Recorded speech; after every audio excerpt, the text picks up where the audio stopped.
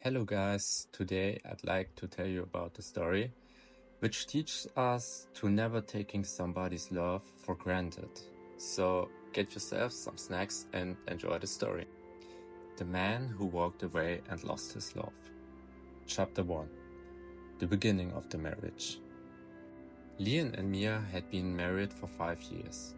They met at university, where Leon studied computer science and Mia marketing. They fell in love quickly. Mia loved watching him work. The concentrated look on his face at his laptop fascinated her. He wrote codes, the way other people wrote poetry. She called him my genius. At first everything was good, but soon after the wedding, an unpleasant truth emerged. Mia always seemed to find someone else more important. It's her first love, named Daniel. Daniel was charming, funny, and very present in Mia's life. Leon first felt it was a small step when she told him she would spend the afternoon with Daniel because he was so sad about his breakup. Leon barely noticed at first how often she mentioned Daniel's name. Daniel thinks, Daniel needs, Daniel wants. He was her childhood sweetheart, her buddy. Leon swallowed it and wanted to be the jealous husband. Chapter 2. The Birthday. Leon's birthday fell on a Saturday. For weeks he'd asked her to keep the weekend free. They were going to Salzburg, to a hotel with a mountain view, which he had booked himself. The night before they fell asleep in each other's arms, he kissed her forehead and whispered, "I'm so excited for tomorrow." And she smiled, half asleep. Next morning, Leon woke up alone. On the nightstand was a note. "Daniel is stressed about the client presentation. I'm driving over to him. I will be back soon." He waited for hours and hours. She sent a message, "Sorry babe, taking longer, he's a mess. Dinner tonight?" Leon sat in a cafe with a small chocolate cake he bought for himself. That evening she came home sweaty, her hair disheveled. She apologized and kissed him quickly. He smelled a strange aftershave on her. "Come on, let's order something," she said. Something in him died, but he said nothing. Chapter 3. The Forgotten Promise. A few months later, Mia invited Daniel and some colleagues to a picnic. Leon was actually happy. He wanted to get to know her friends better. He reminded her several times, "Babe, please remember, no nuts in the food, okay?" She waved it off. When she unpacked the cake, Leon immediately smelled it. "Mia, are there hazelnuts in that?" "Oh, I think so, but you just don't eat it, right?" He tried to stay calm, but in the second course, a salad dressing with walnut oil. He couldn't breathe. Daniel immediately jumped up, pushed him to the car and drove him to the hospital. Mia sat beside him crying, but all she said was, "I'm so stupid. How does this look now, Daniel? I'm sorry, this is so embarrassing." Leon, gasping on the stretcher, heard every word. Chapter 4. The Car Accident. Half a year later, working out, they were driving back late at night. Leon at the wheel, Daniel in the passenger seat, and Mia in the back. It was pouring rain. Leon drove carefully, but a car on the other side lost control. They had no chance. The car was crashing violent, airbags exploded, and Leon immediately felt blood in his face, and his head was pounding. He heard Mia scream, "Daniel, Daniel, wake up!" And then she climbed out of the car and immediately dragged Daniel out. She laid him on the ground, tended his wounds and held his hand. Leon was only freed once the paramedics came. Leon struggled to breathe, could barely move, and he saw blurry. Mia bent over Daniel, slapping his face gently and screaming his name in panic. And he lost consciousness. When he woke up in the hospital, She wasn't there. He later learned she stayed by Daniel's bed the whole time. Chapter 5: The Anniversary. It was their 6th wedding anniversary. Leon had long realized that something inside him had died. He still loved her, in some way, but it felt cold. He didn't want to fix it, not really. He no longer believed in new beginnings, but he wanted to know if she did. If she would even try. This was her last chance. So he booked the restaurant by the river anyway, not romantically, just to test her. He wanted to see if she would show up. He texted her in the morning. 7 p.m. I have a reservation. No hurt, no begging, just neutral. He worked quietly all day. He felt the turmoil, no joy. Just that quiet hope that made him angry. Please don't disappoint me one more time. And that evening, he sat alone at the table, ordered water. He had the engraved rings with him, not to give them to her, but to see if she would throw them away. Minutes dragged, and waitresses busted by. Couples held hands, and his phone vibrated. He knew before reading. Daniel is doing really badly. I can't leave him alone tonight. Please understand. He waited once, then again and again. No anger, no crying, just that strange calm. There's your answer. He just wrote okay and put the phone away. He sat for a while, watched the wine grow cold, turned the rings in his hands. Eventually he stood up, paid and left. And outside it rained, but he barely noticed. That was your last chance. I gave you the choice, and now I will choose for both of us. Chapter 6: The Decision. Leon sat in the apartment, which smelled of cold cleaning solution. He stared at the laptop for hours, not to work, but to keep himself from crying. He read old messages from her. The heart in every sentence now felt like a mockery. At some point he picked up a pen and a paper and wrote with a stiff hand. I can't do this anymore. You love him. Even you won't admit it. I don't want to be the second man in my own marriage. I don't want to keep fighting when you never fight. I want to be free. I wish you all the best. Farewell. He put the pen down, looked around. Everything he owned fit in the suitcase. So little remains of a marriage. The next morning he took the first flight. And he left behind his phone with the active SIM card. He changed all the passwords, deleted social media, and blocked her number on his new phone. And he flew abroad. Chapter 7: A New Life. Leon landed in Canada. He rented a small apartment. And the first weeks were hard. He couldn't sleep, thought about Mia, missed her despite everything. But he held on. He worked for a tech company, did overtime. Eventually, a computer chip for AI applications. His bosses were thrilled. They invested in him. He founded his own startup. Chapter 8: The Farewell Letter.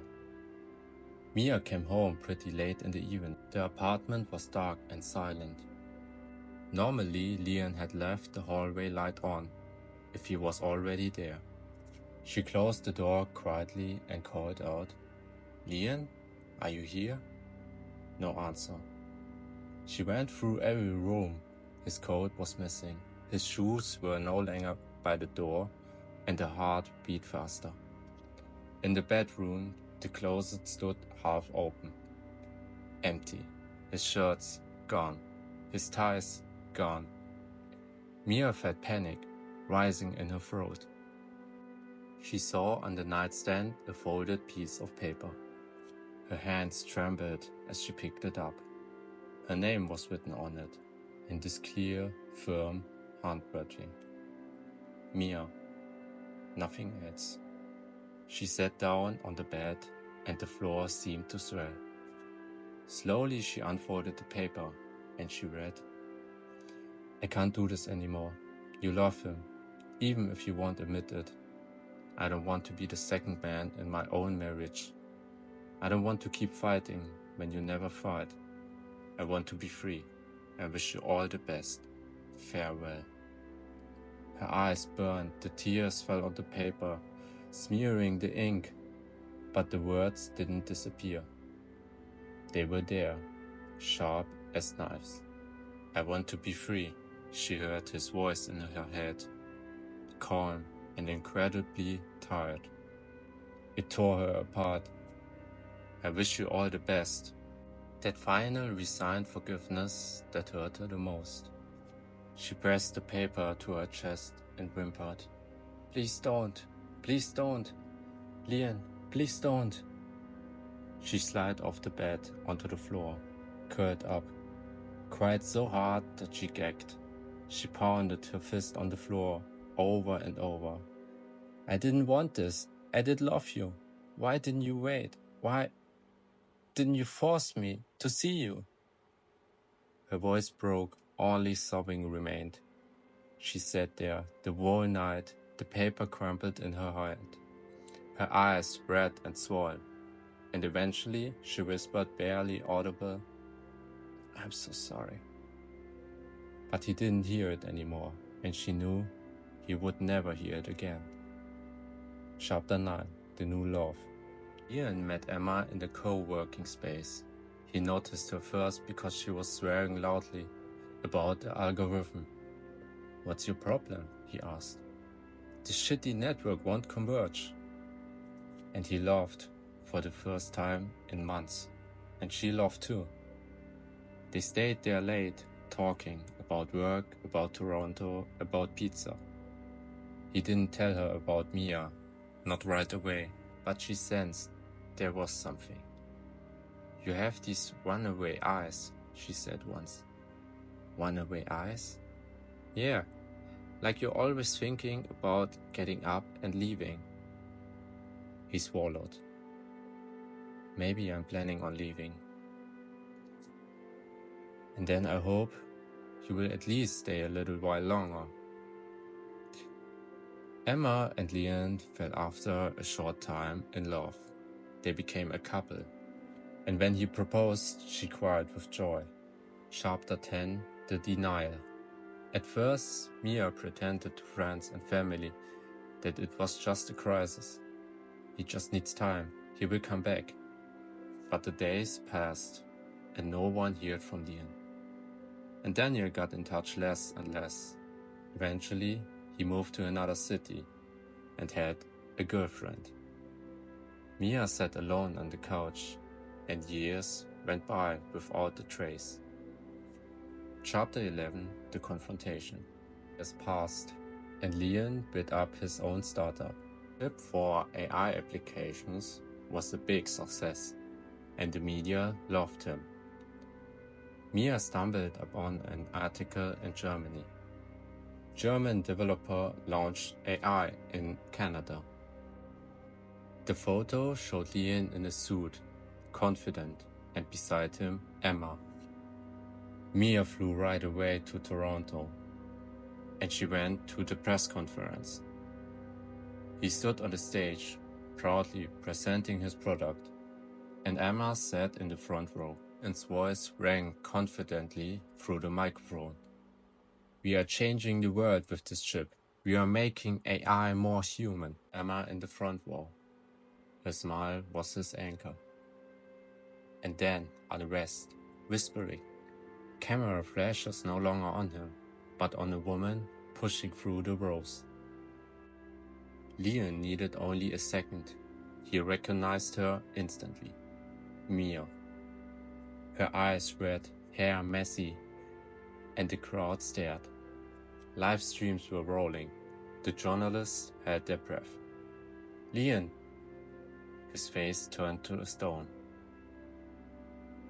Lian, please, I'm begging you.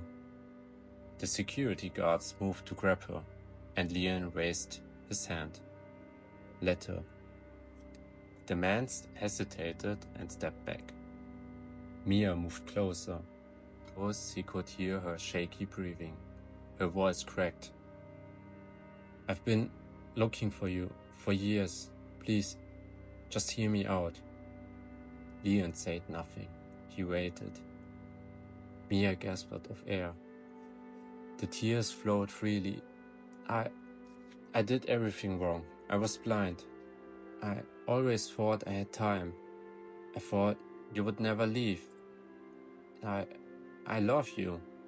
Leon, please, give me another chance. Let's start over. Please. I flew here to take you back. Her voice broke. The crowd held its breath. Leon swallowed hard, pounded against his ribs. He wanted to scream, cry, hold her. But instead, he raised the microphone. His voice trembled with anger, with pain. Do you know how many times I wanted to hear that? He went on louder, harsher. Do you know how many times I begged you to see me, to hear me, to choose me, instead of him? He was breathing heavily. His eyes wet, cold. I sat alone on anniversaries, in the hospital. I could have been dying and you would have saved him first. Mia tried to say something, and Leon cut her off. You let me die back then. Maybe not physically, but you killed me. Piece by piece, with every choice you made against me. His voice dropped. I loved you. I would have done anything for you. I lost myself trying to hold on to you. Tears filled in his eyes. But I'm not that man anymore. He looked at Emma. I found someone who loves me. Without conditions, without second place, and without excuses. And he turned back to Mia again. Icy cold. You're too late. Mia collapsed and crying, and the security guards gently lifted her. She screamed his name. Leon, Leon, Leon, please, I love you. He turned away. He couldn't look anymore. His hands were shaking. Emma climbed on the stage with him. She put her hand on his cheek. I'm here, she whispered. Leon took a deep breath, once and twice. And then he turned to the audience. Ladies and gentlemen, we will take a short break. He took Emma's hand and walked off stage, without looking back. Mia left the press conference. Words echoed in her head. I love my fiancé. You're too late. She wandered around the streets of Toronto for hours. No plan, no return ticket, no hotel booked. She sat on a park bench, crying so loudly that passersby gave her pitying looks. Leon didn't came after. She wiped her tears off and stood up, and she left. She flew back to Germany. No one met her at the airport. And weeks after, she tried to convince herself it wasn't final, that he would call her one day. But nothing came. Nothing came ever again. Mia went back and she regretted everything. She finally understood that Leon had always been her safe harbor, and she didn't appreciate him. Chapter 12. The empty apartment. Mia returned to the old apartment. Everything still smelled a little like him, even though he would been gone for years.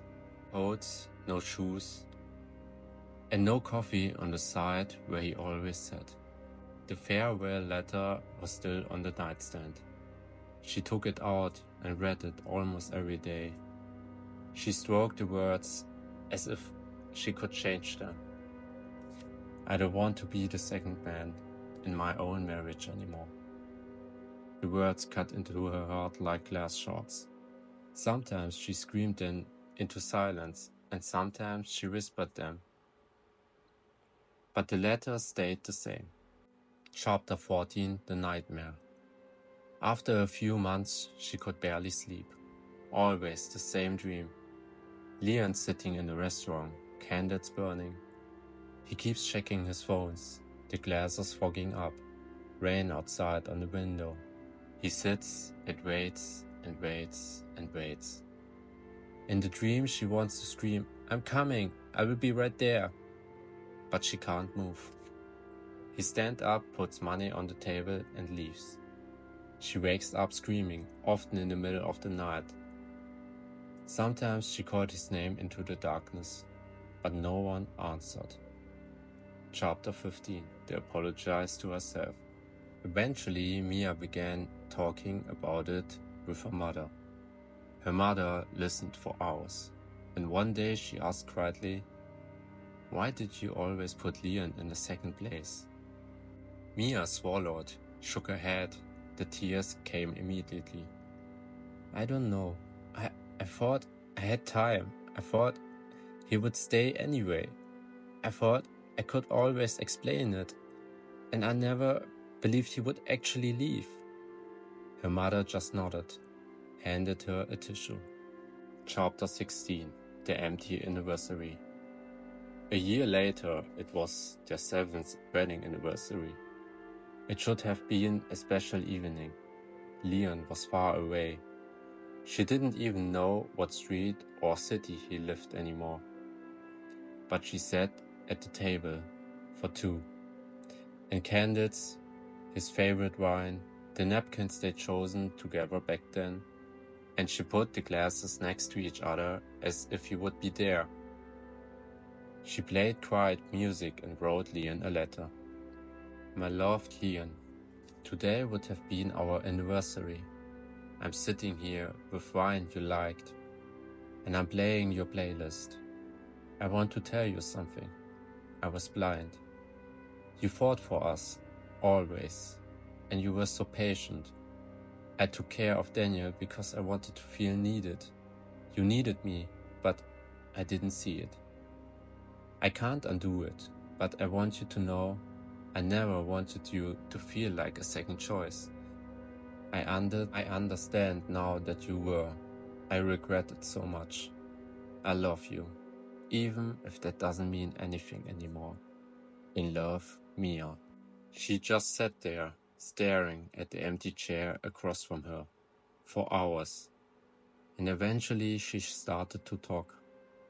I'm sorry, please come back." But no one answered. In the end, she knocked over the glass. The red wine spread across the table and dripped into the floor. She left it there and went into the bedroom, curling up under the blanket and crying. Chapter 17. The Company Profile. At some point, she found him in a German magazine. Cover story.